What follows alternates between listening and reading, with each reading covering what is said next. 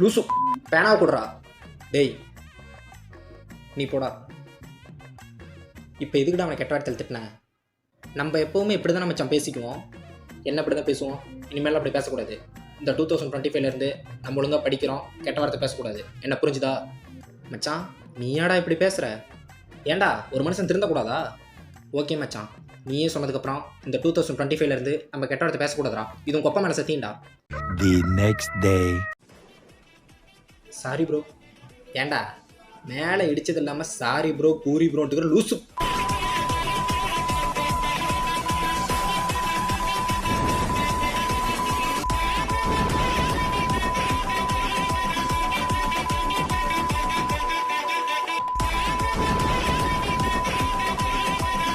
மச்சான் இந்த கெட்ட வார்த்தை பேசக்கூடாதுன்னு.